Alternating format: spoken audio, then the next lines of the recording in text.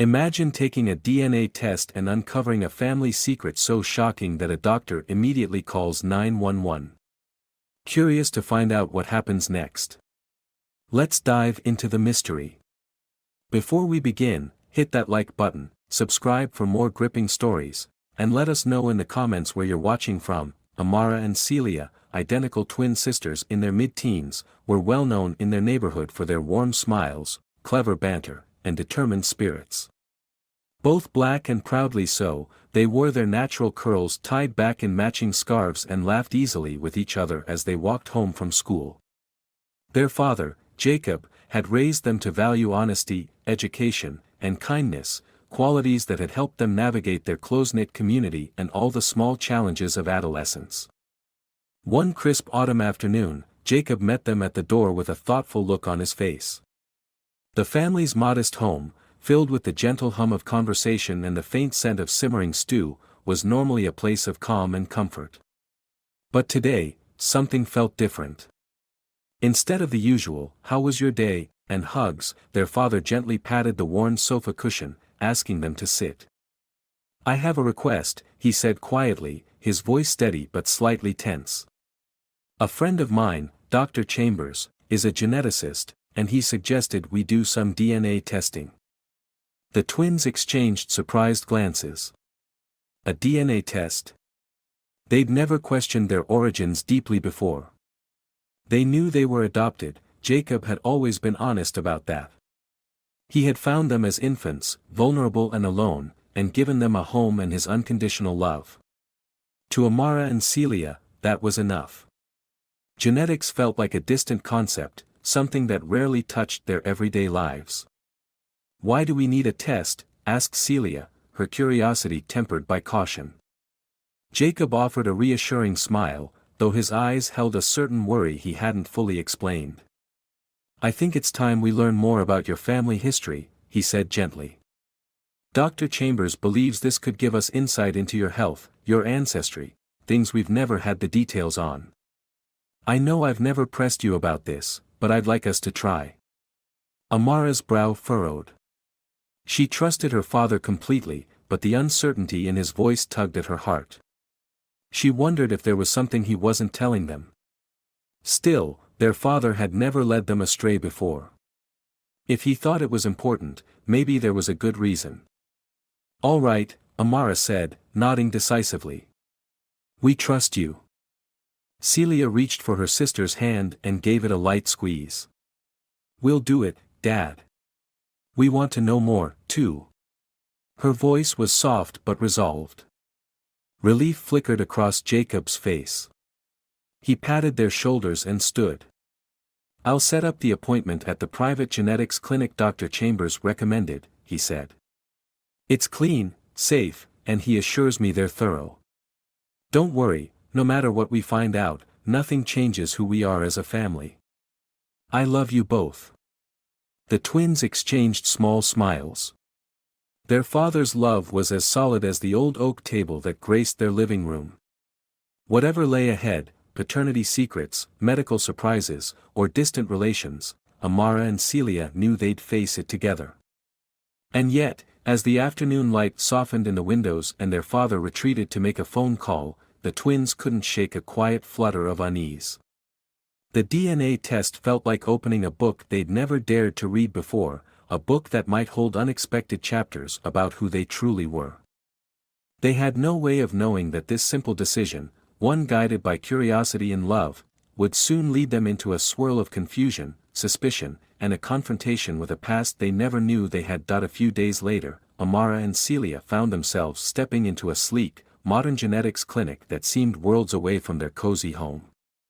The reception area was polished white, with bright overhead lights and minimalist furniture. A faint hum of distant machinery and the quiet click of a receptionist's keyboard filled the otherwise still atmosphere. Jacob led the way, his daughters close behind. They could sense his tension in the way he gripped the strap of his messenger bag, how his shoulders were set just a bit too straight. He glanced around as though searching for someone. Soon, a nurse in light green scrubs approached, offering a warm smile that did little to soothe the knot in Celia's stomach. You must be Jacob and the twins, she said softly. Dr. Randall will see you now. They followed her down a corridor lined with abstract art prints, past doors bearing small plaques with names and titles. Everything felt too clean, too controlled. Amara tried to calm herself by focusing on the gentle sound of their footsteps tapping on the polished floor. At the end of the hall, they entered an office where Dr. Randall stood waiting. He was a man in his late 40s, tall and lean, with thin-framed glasses perched on a sharp nose. His pale blue eyes held a distant curiosity, as if he were examining them even before saying a word. He wore a crisp white lab coat and rested one hand on the back of a chair, the other buried in the pocket of his coat. "Good afternoon," he greeted, his voice smooth but a touch too formal. "I'm Dr. Randall. Thank you for coming in." He nodded to Jacob, who inclined his head in return, and then turned his attention to the twins. "You must be Amara and Celia. I understand we're here for a simple DNA analysis. Nothing to worry about, very routine." Celia cast a quick, questioning glance at Amara. Routine. Perhaps the sense of unease they both felt was misplaced. Still, something about Dr. Randall's demeanor struck them as slightly off. He was polite enough, but there was a tightness in his posture, a coolness in his gaze, as if he were guarding some invisible threshold between them. Jacob cleared his throat. "Yes, my friend Dr. Chambers recommended this clinic. He said we could trust you to be thorough and discreet." His emphasis on discreet was subtle but firm. "Of course," Dr. Randall replied, offering a practiced smile. "We value our patients' privacy. Now, the test is simple. We'll collect saliva samples from Amara and Celia, run the analysis in our lab, and then I'll personally review the results. It should only take a few days." He gestured to two chairs beside a sleek counter lined with sterilized tubes and swabs. The twins approached, shoulders touching for reassurance. A lab technician stepped in, snapping on gloves and offering them each a small vial. They followed instructions to produce saliva samples, feeling oddly self-conscious as Dr. Randall and Jacob looked on. The process was over in a matter of minutes, leaving them with not much to do but wait. "Perfect," Dr. Randall said, taking the samples from the technician. "We'll begin processing these right away." His gaze lingered on the twins for a moment before he placed the samples in a small storage box. "Please, feel free to ask any questions," he offered, though his tone didn't invite much conversation. Celia shook her head slightly, too uncertain to know what to ask, and Amara mustered a polite smile. Jacob placed a reassuring hand on each daughter's shoulder. "No questions right now," he said. "We'll wait for your call." "Excellent," Dr. Randall said, straightening his glasses.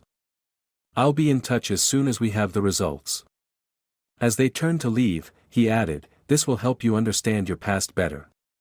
Perhaps in ways you never expected." The comment hung in the air as they left the office and made their way back down the stark corridor. Amara frowned slightly. What did he mean by that? She couldn't tell if it was just an odd phrasing or a hint at something more. Outside, in the cool afternoon sunshine, the twins breathed easier. Jacob put on a brave face for them, smiling a bit too brightly.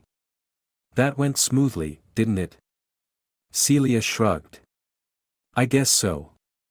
He seemed, well, professional. Amara nodded slowly. "Yes, professional," she echoed, though inwardly she wondered if distant might be a better word. They climbed into the car, each lost in their own thoughts. The day's crisp blue sky and gentle breeze felt oddly disconnected from the quiet tension that had settled among them. They didn't know that in Dr. Randall's office, behind locked doors, a storm of questions would soon rage over their samples. And they had no inkling that a simple test would unravel threads of mystery, prompting actions no one could predict. For now, they had only a lingering unease and a wait that would soon prove more eventful than they ever imagined. Several days passed with an unsettling quiet. Amara and Celia tried to focus on their usual routines, homework, chatting with friends, and helping their father prepare dinner, but the impending DNA results weighed on their minds like a storm cloud lingering just beyond the horizon. Jacob did his best to maintain a calm front, but the girls noticed him checking his phone more often than usual, his gaze wandering absently to the window as if expecting someone to appear at any moment.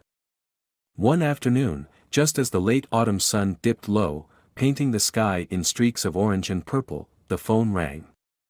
Jacob hurried to answer, nodding at the twins to stay quiet. He pressed the receiver to his ear and stepped into the hallway, out of their sight but not out of hearing range. Amara and Celia paused in the kitchen, craning to listen. "Hello." "Yes, this is Jacob," he said. His voice was controlled, but there was an edge to it the girls had never heard before. A pause. The girls looked at each other, worry flashing between them. They could hear the muffled tone of a man's voice, likely Dr. Randall's, on the other end, but not the words. "What do you mean, an anomaly?"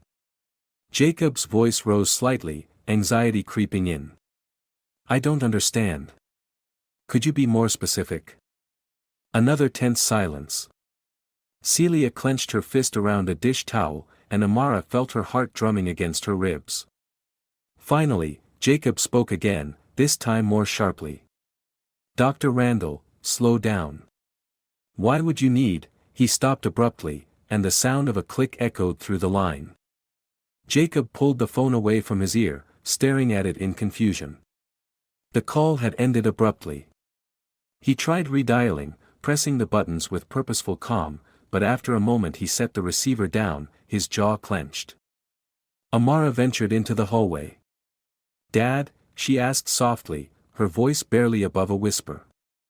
Celia hovered just behind her, peering around the doorframe. Jacob turned to face them. He looked pale under the dim light of the old hallway lamp. "That was Dr. Randall," he said, voice subdued. He said something about the results being highly unusual, and he sounded very distressed. Then the line went dead. Celia frowned. "Unusual how? Did he say anything else?"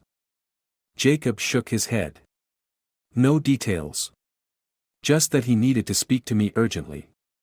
He sounded nervous. Before any of them could speculate further, the quiet evening air was shattered by a sudden flash of red and blue lights outside the window. The wail of a siren cut through the neighborhood's calm. Amara rushed to the living room, pulling the curtain aside to see two police cars pulling up at their curb, headlights cutting bright cones through the dusk. Celia joined her, and Jacob stepped behind them, his brow furrowed in confusion and alarm. In the few short minutes since Dr. Randall's cryptic call, their peaceful home had turned into a tableau of flashing lights and urgent voices. A firm knock sounded at the front door. Jacob swallowed hard and moved to answer it, motioning for the twins to stay back. On the porch stood a police officer, Detective Hayes, judging by the badge he flashed, his expression grave but professional. "Good evening," the officer said. "We received a call from the genetics clinic you recently visited. We need to speak to you and your daughters immediately." The girls exchanged frightened glances. A call from the clinic? So soon after Dr. Randall's strange behavior on the phone? Something was terribly wrong. Jacob stepped out onto the porch, not fully closing the door, allowing the girls to listen as best they could. "What's this about, Detective?" he asked, voice steady but laced with tension. Detective Hayes's reply was measured. "There's been a report connected to the DNA samples submitted by your daughters. The doctor claims the results link them to a major, ongoing investigation. We need to verify their identities and clarify some details. It's best if everyone cooperates." Inside the house, Amara bit her lip, and Celia's eyes widened. A major investigation? What could that possibly mean? They had expected a health report, maybe some notes on ancestry, nothing remotely criminal. Yet here they were, with flashing lights outside and a detective demanding answers. Jacob took a slow breath. "My daughters are innocent kids," he said, his voice lower now, more controlled. This must be some misunderstanding. Detective Hayes's gaze did not falter. We need to sort that out at the station, he insisted. I'm afraid I must ask you and your daughters to come with us. A chill washed through the home. Celia reached for Amara's hand, gripping it tight. Their father's face, partially visible through the gap in the door, held a kind of stunned resolve. They had no choice but to comply, at least for now. In that charged moment, the twins realized that the test they'd taken might not have just opened a window to their past, it might have kicked open a door to secrets they never knew existed. And now, with the police at their doorstep and Dr. Randall's disturbing call echoing in their ears, the steady ground beneath their feet had begun to shift. They would need courage, unity, and every ounce of faith in their father's love as they stepped into this unexpected storm. They sat in a small, sterile interview room at the local police station, its walls painted a drab gray. A single fluorescent light buzzed overhead. Amara and Celia sat side by side, their knees almost touching, both trying to stay calm though their hearts pounded in their ears.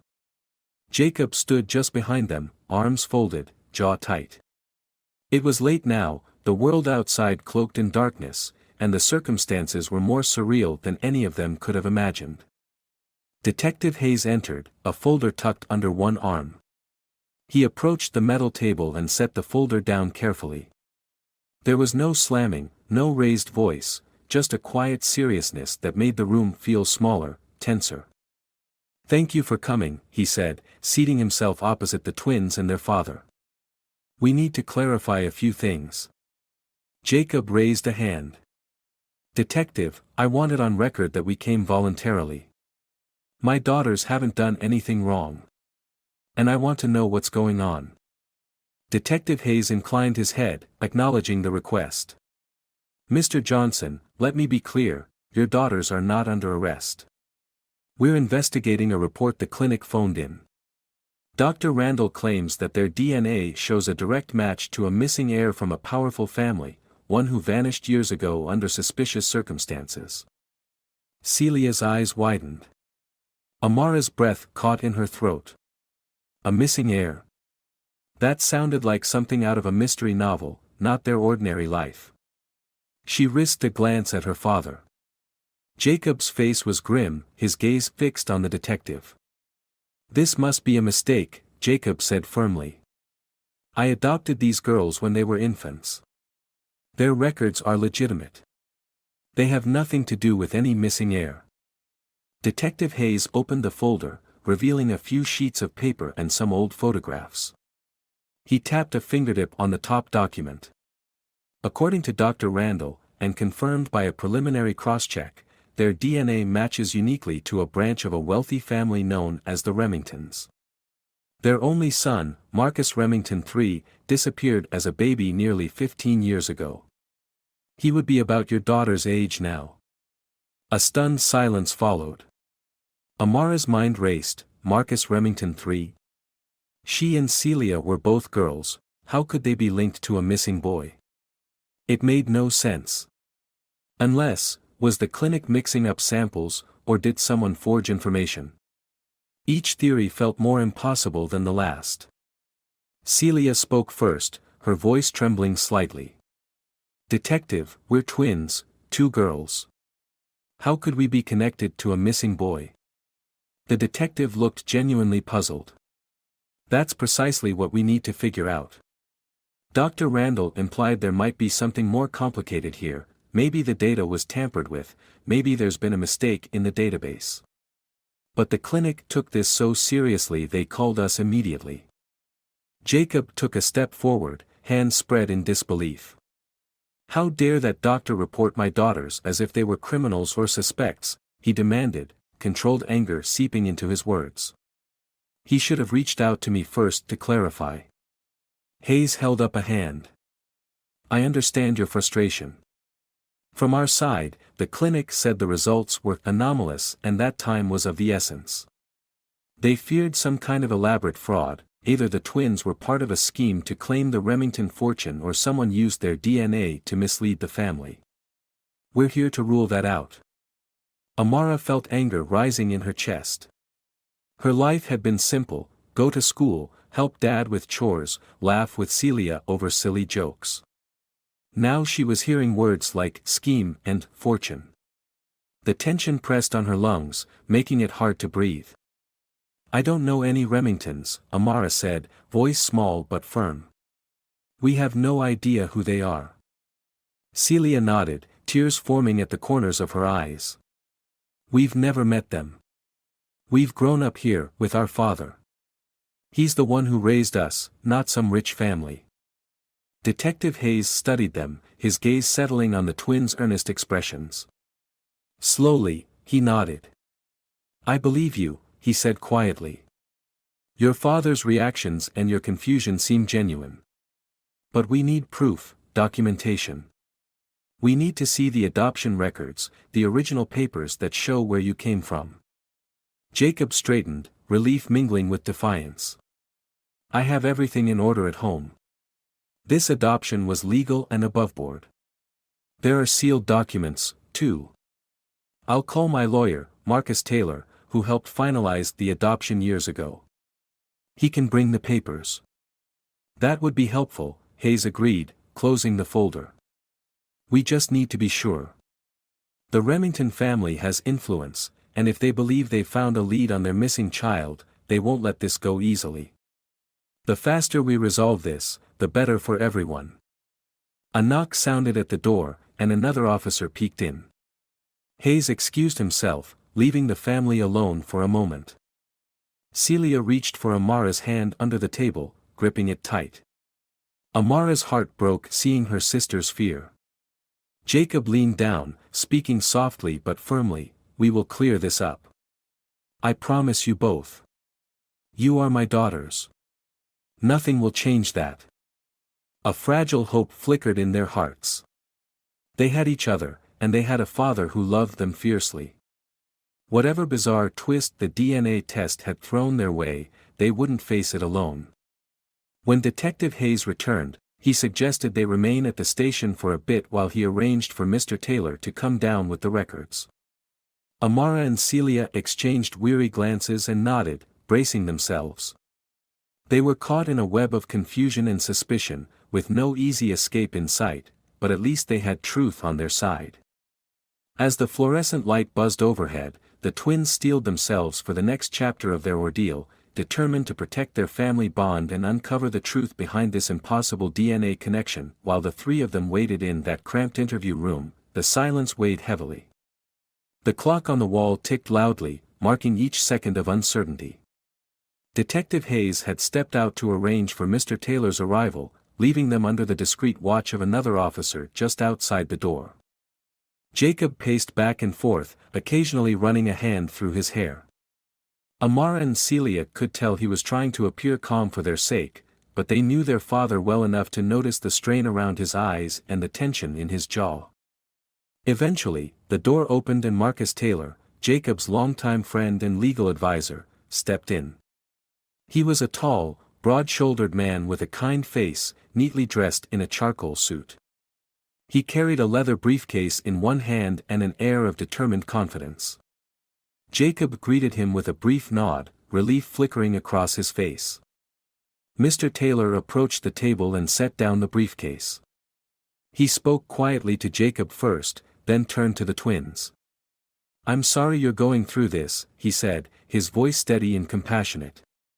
"We have the adoption papers, the certified documents, everything that shows your father acted legally and ethically." Amara and Celia exchanged hopeful glances. This would be it, the proof they needed to clear up whatever bizarre confusion had brought them here. Detective Hayes returned and took a seat, folding his hands on the table as Mr. Taylor carefully extracted several documents from his case. Among them were official adoption records, dated and sealed by the appropriate authorities. Hayes examined each paper with a meticulous eye, occasionally asking quiet questions which Mr. Taylor answered with precision. But as Hayes reviewed the documents, his brows knitted slightly. "These show that the girls were adopted as infants, yes, and everything appears proper," he acknowledged. "But there's limited information about their birth parents. No clear lineage is recorded. Is there anything that explains a connection to the Remington family? Jacob sighed, sitting down beside his daughters. I was told very little at the time. Just that the twins were found in a small international orphanage, and I was assured their birth parents were either unknown or deceased. I never imagined they could have ties to anyone else, let alone a powerful, wealthy family. The lawyer cleared his throat. I kept some older files in a secure archive. They weren't necessary for the legal adoption process, but they did include notes from the orphanage's records.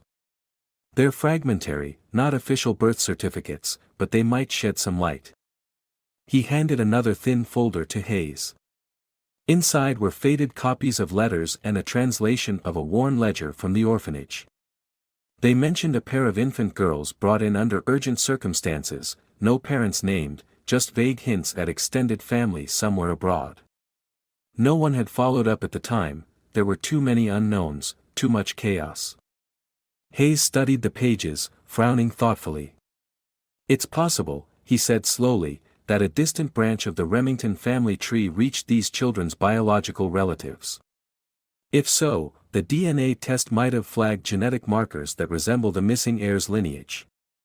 He looked up, meeting the twins' confused eyes. The test could have triggered alarm bells for Dr. Randall, who panicked and contacted the authorities.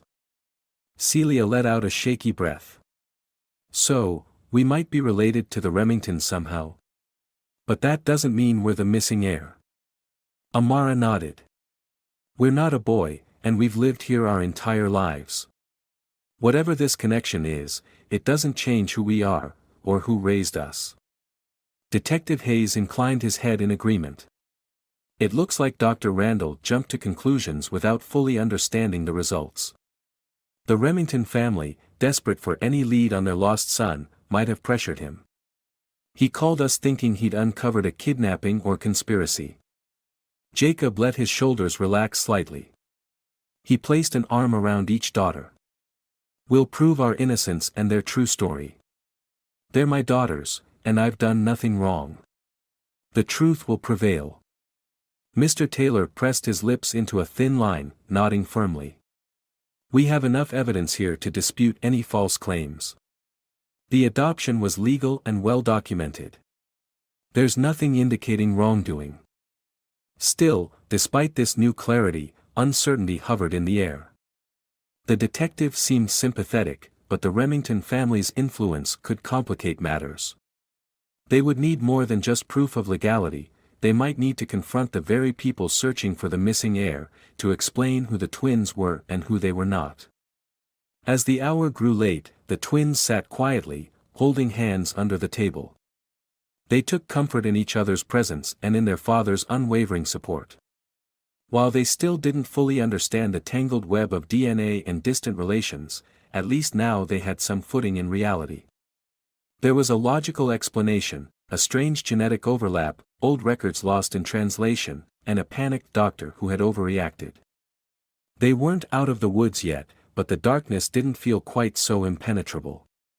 Together, they would push forward, determined to reclaim their peace and prove that family bonds ran deeper than any unexpected twist of fate. The tension in the interview room had barely begun to ebb when Detective Hayes returned with Marcus Taylor, Jacob's trusted attorney. The legal advisor's presence brought a semblance of order and hope to the fraught atmosphere. He carried a thick folder of documents, which he placed meticulously on the table. The air seemed to breathe a collective sigh of relief as Hayes began to review the papers. Marcus opened the folder, revealing a meticulously organized compilation of adoption records, orphanage documents, and correspondence between Jacob and the orphanage officials. These are the original adoption papers, he explained, pointing to the first page. They clearly state that Amara and Celia were adopted from the International Orphanage of Nairobi, Kenya, with no known biological parents listed. There's absolutely no mention of the Remington family or any ties to them. Detective Hayes nodded thoughtfully, scanning the documents. This corroborates your story, Mr. Johnson. However, the genetic match to the Remington lineage is still perplexing. We need to delve deeper into how that discrepancy occurred. Amara and Celia exchanged uneasy glances. The mystery of their genetic connection to a missing heir was far from resolved. Jacob leaned forward, determination etched into his features. Is there any chance of a clerical error at the clinic? Maybe a mix-up in samples or data entry? Hayes considered the possibility. It's not impossible. Human error can occur, especially with high volumes of tests. But Dr. Randall assured us that the results were accurate and immediate. We'll need to request a reanalysis of your DNA samples to confirm the initial findings. Before they could respond, the door swung open abruptly. Dr. Randall stood in the doorway, his face pale and drawn. He looked exhausted, a stark contrast to his usual composed demeanor. His eyes darted nervously between Hayes and Marcus before settling on Jacob. Dr. Randall, Jacob began, his tone firm yet controlled, what brings you here? Dr. Randall took a hesitant step inside, his hands wringing slightly. I need to clarify something, he said, his voice wavering.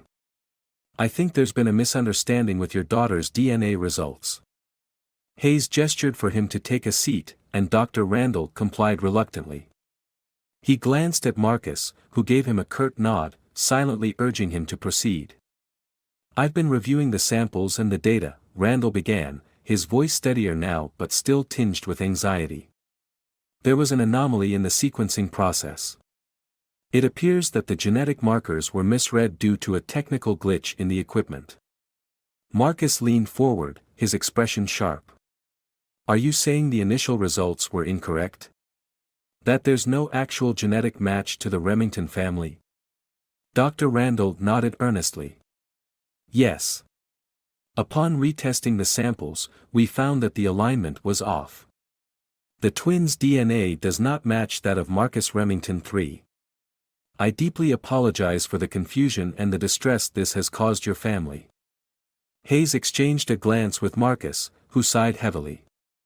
So, there's no connection between the twins and the missing heir. Correct, Randall confirmed. I assure you, this was an honest mistake.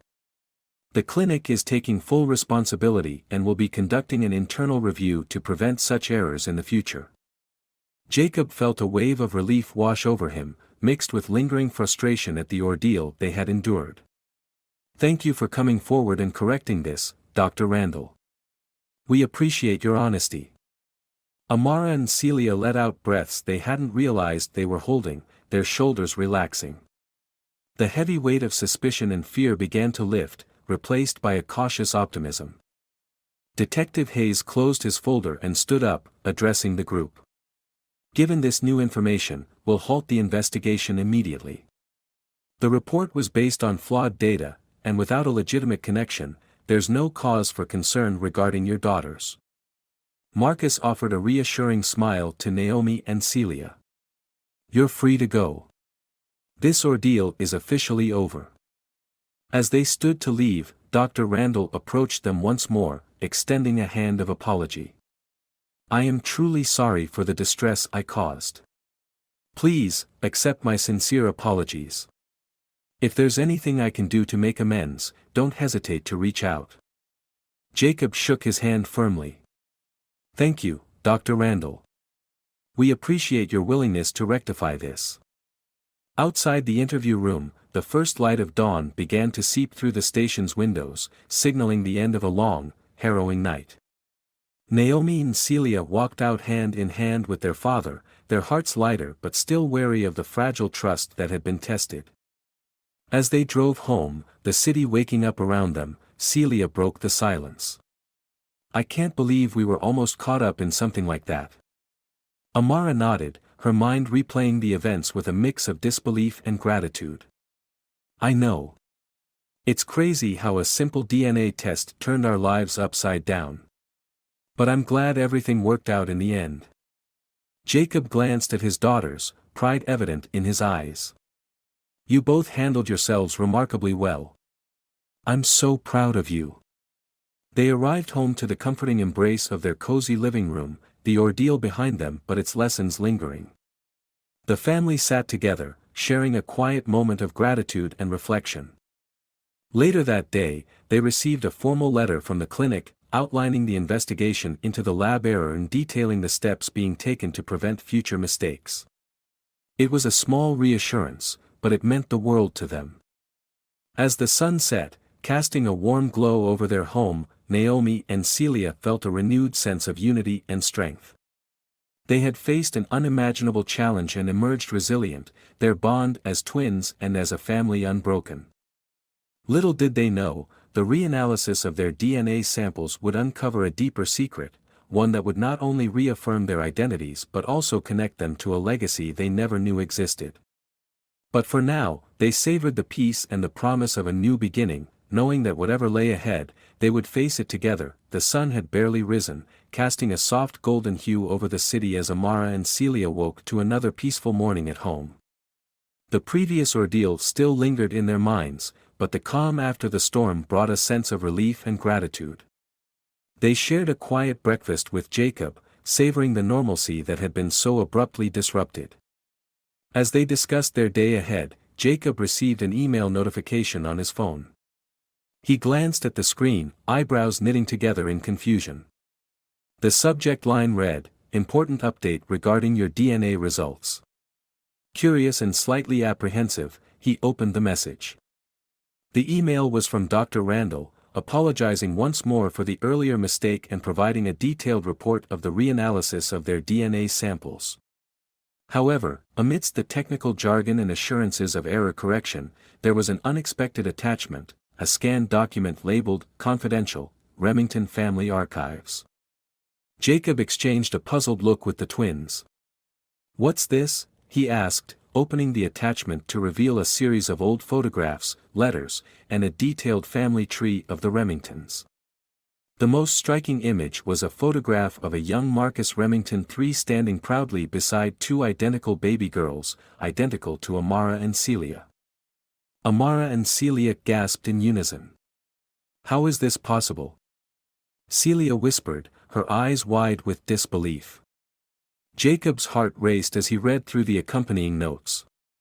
It appeared that years ago, a branch of the Remington family had sent away twin girls to an orphanage in Nairobi, Kenya, to protect them from a scandal involving disputed inheritance and potential threats from rival factions within the family. The twins had been separated from their biological parents under the guise of adoption to ensure their safety and the secrecy of the Remington legacy.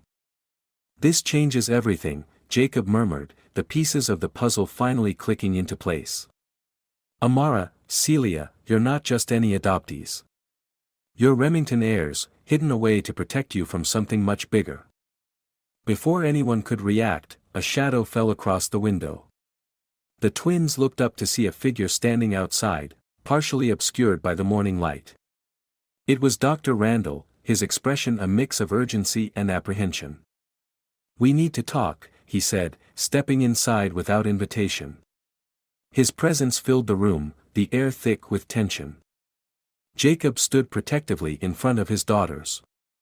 "What is this, Randall? Why are you sending us these documents?"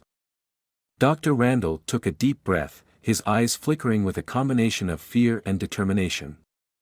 "I'm sorry for the confusion earlier. There's more at stake here than just a DNA test error. The Remington family has been under threat from internal disputes and external pressures. Your twins were sent away to protect you from those dangers." Amara felt a chill run down her spine. "What kind of threats?" Dr. Randall glanced around, ensuring they were alone. "There are factions within the Remingtons who believe that the hidden heirs hold the key to controlling the family's vast assets and influence. They've been trying to locate you for years, using every means available, including tampering with genetic databases to find matches." Celia stepped forward, her voice steady despite the fear gnawing at her. "So, the initial mistake was part of their attempts to track us down?" Dr. Randall nodded solemnly. "Yes. I realized too late that my panic was fueled by threats from those who wanted to expose the Remington lineage. I didn't know how to handle it, and that's why I called the police prematurely.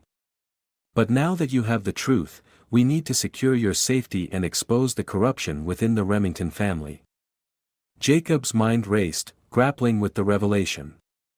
"What do you need from us?" Dr. Randall handed Jacob a small, encrypted USB drive.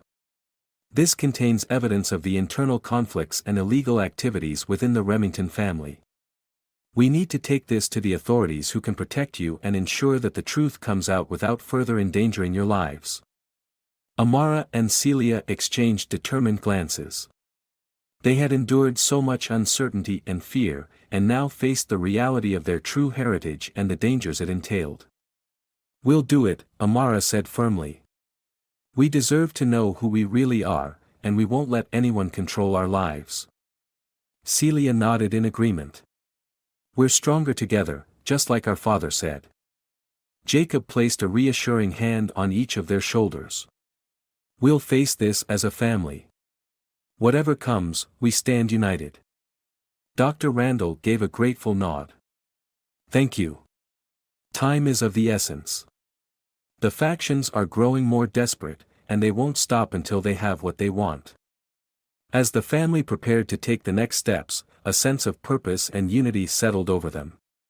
They knew the road ahead would be fraught with challenges and dangers, but they were ready to fight for their truth and their future.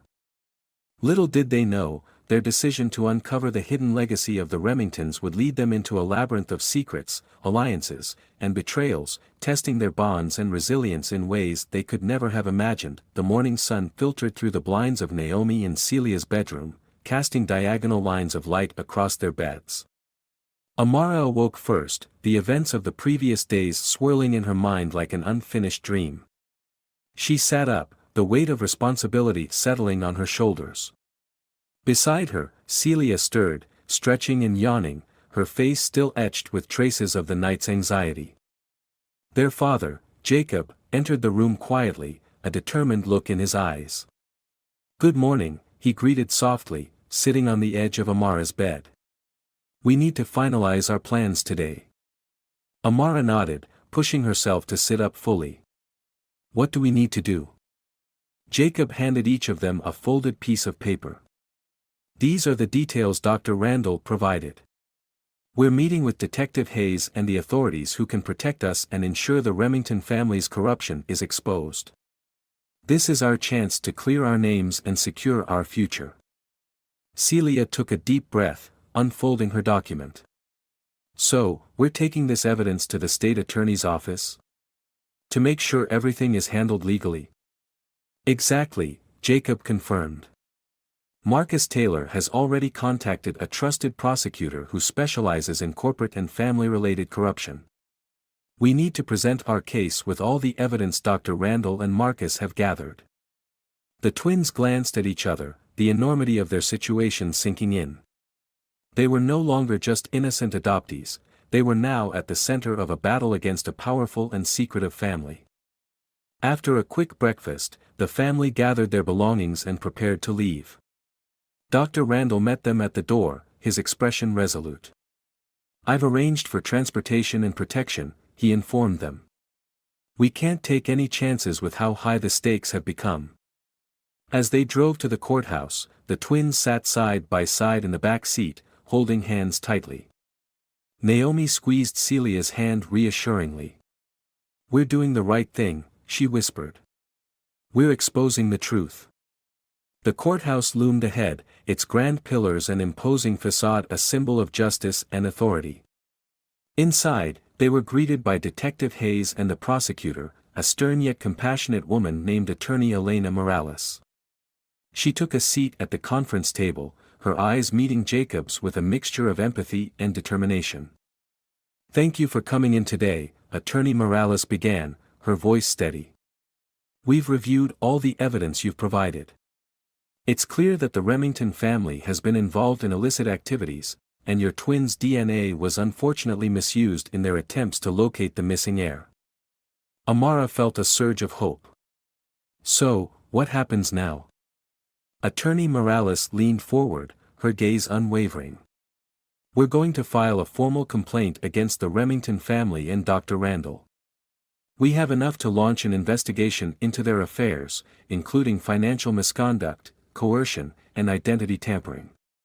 This will not only clear your names but also dismantle the corruption that has plagued the Remington legacy for years." Jacob nodded, relief evident in his posture. We just want to live our lives without fear or false accusations. Attorney Morales smiled reassuringly. That's our goal. We'll also ensure that your safety is prioritized throughout this process. The authorities will provide protection as needed, and will handle the legal proceedings to keep you and your family secure. Dr. Randall stepped forward, adding, I want to apologize once more for my actions. I was pressured and confused, but I'm committed to making amends and supporting your fight for justice. Amara felt a genuine sense of gratitude towards Dr. Randall. Thank you for standing by us. With the legal team's support, the family felt a renewed sense of purpose. Over the next few weeks, Attorney Morales spearheaded the investigation, uncovering layers of deceit within the Remington family's operations. Financial records revealed embezzlement and fraud, while personal correspondences exposed the lengths they had gone to secure their legacy through any means necessary. As the case built momentum, public awareness grew.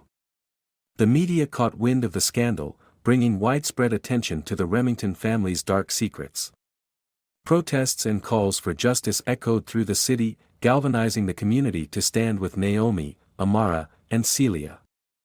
One afternoon, as the family sat together in their living room, Jacob received a call from Attorney Morales. We've secured a warrant to search the Remington estate and seize all incriminating documents and evidence, she announced. This is a significant breakthrough. Amara and Celia exchanged excited looks. Their ordeal was finally yielding results. That's incredible, Amara said, her voice filled with hope. Yes, it is, Jacob replied, pride shining in his eyes. But we still have work to do. We need to continue supporting each other and staying strong. The day the authorities raided the Remington estate was etched in the family's memory forever. The mansion, once a symbol of opulence and power, was dismantled piece by piece, uncovering hidden rooms filled with illicit dealings and unclaimed heirlooms. The missing heir, Marcus Remington III, was found alive but traumatized, hidden away to protect him from the family's ruthless ambitions. As the legal battles concluded, the truth prevailed. The Remington family was held accountable for their actions, and their power was dismantled. Attorney Morales ensured that the twins were officially recognized as distant relatives, though they chose to maintain their independence and identity separate from the Remington legacy. In the aftermath, Naomi, Amara, and Celia found peace in their lives, free from the shadows that once loomed over them. They continued to embrace their heritage and the loving family that had raised them, knowing that their bond was unbreakable. One evening, as the family gathered for a celebratory dinner, they reflected on their journey. We've been through so much, Celia said, raising her glass. But we've come out stronger and more united than ever. Amara nodded, smiling at her sisters and father. We proved that truth and integrity matter. And we showed that no matter the challenges, we can overcome them together. Jacob looked around the table, his heart full. I'm so proud of all of you. You've shown incredible strength and resilience. Our family's story is just beginning, and I know it will be one of courage and love. As they clinked their glasses, the room filled with laughter and warmth, a testament to their enduring spirit. The twins had not only uncovered their true heritage but had also ignited a legacy of justice and unity that would inspire their community for generations to come. Under the soft glow of the dining room lights, Naomi watched her daughters with a sense of profound pride and fulfillment. Their struggle had led them to a brighter future, where truth triumphed over deceit, and a loving family stood as a beacon of hope and resilience. And so, amidst the echoes of their past and the promise of their future, the Johnson family embraced their new legacy, knowing that together, they could face whatever challenges lay ahead with unwavering strength and unwavering love. I find the ending of this story truly compelling and heartwarming. It beautifully illustrates how perseverance and unity can triumph over unexpected and daunting challenges. The twins' journey from discovering their hidden heritage to uncovering deep-seated family secrets adds layers of intrigue and emotional depth. The unexpected twists not only keep the plot engaging but also highlight the importance of truth and integrity. The happy ending, where the family overcomes adversity and embraces their true legacy, serves as a powerful reminder of the strength found in love and solidarity. It's inspiring to see how the characters grow and support each other, turning a potentially dark narrative into one of hope and renewal. If you enjoyed this story and its uplifting conclusion, please give it a like, subscribe for more unique and engaging tales, and let us know in the comments where you're watching from. Your support means a lot and helps us bring more stories like this to life.